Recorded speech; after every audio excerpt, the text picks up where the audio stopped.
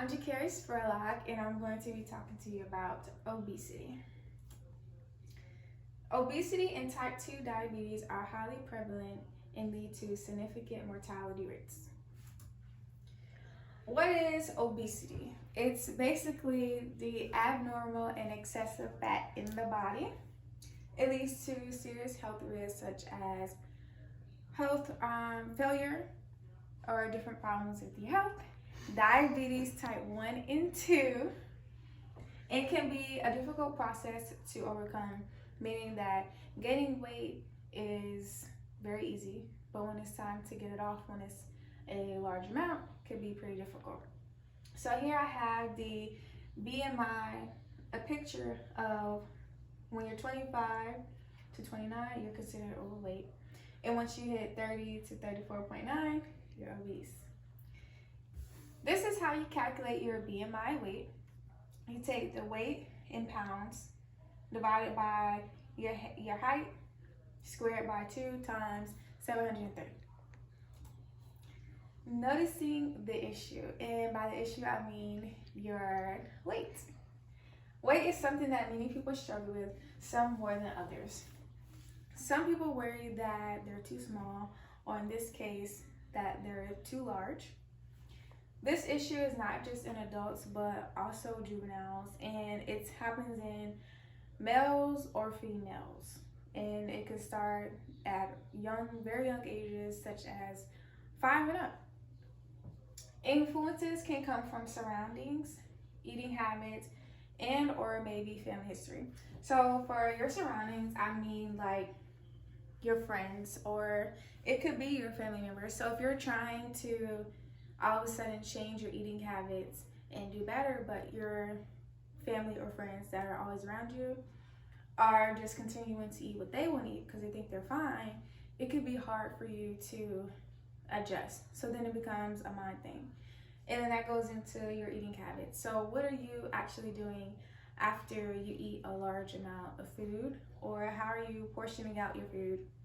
And it is important to exercise after eating a large amount, or it's important to exercise in general. Okay, diabetes. So you have type 1 and you have type 2. So in type 1, you are more insulin dependent, and this does happen a lot in younger children. So it starts at a young age. You cannot get rid of it. And once you are diagnosed with type 1, you usually are started on an insulin, and it is crucial for you to take it. And with type 1 diabetes, it also is important to really watch your eating habits, what you're intaking, how much, especially with carbs, you're intaking in your body. So then you have type 2, which is non-insulin dependent. And here you have where your body is basically producing insulin, but it's not reacting well with your pancreas. So that's where I have like the insulin resistance. Then there is diabetes can stir up issues such as how one may heal from a wound. It can cause more clotting than usual, which is very true. And so for someone who has, say, a cut on like their foot, okay, someone who is non-diabetic will heal faster in some cases than someone who is diabetic.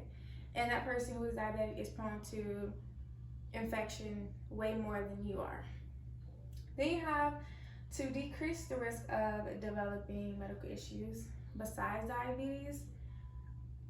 You need to change your diet is going to be crucial. So a diet change is very important. And then meal plans and prepping is also essential to your daily exercising. Type 2 diabetes and obesity do go hand in hand because obesity can lead to type 2 diabetes, and type 2 diabetes you can't get rid of with simply learning to take care of yourself again in a very healthy way. So that type 2 was prone to people in their 40s and older, but is now being said to be more prone to younger people as well. unfortunately. So, every 3 adults are considered to be clinically obese. The number for type 2 diabetes continues to rise, so will obesity rates. The body begins to go through changes as more weight is added, causing your body to clearly stretch and work harder to maintain you, what you're doing, and being able to keep you alive. Genetics. So this MC4 receptor is said to be a factor in children to gain weight. So basically, your hormones are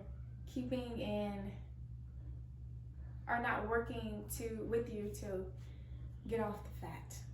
So it's causing it to hold on your body, your bones more. And like I said, with you eating how you want to, it just continues to trap it within your body.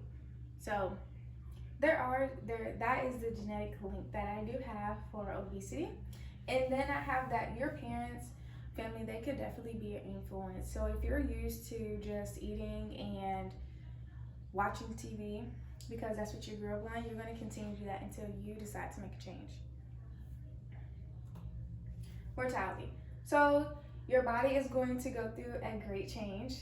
Your body is now trying to store the fatty acids and find a place to store them if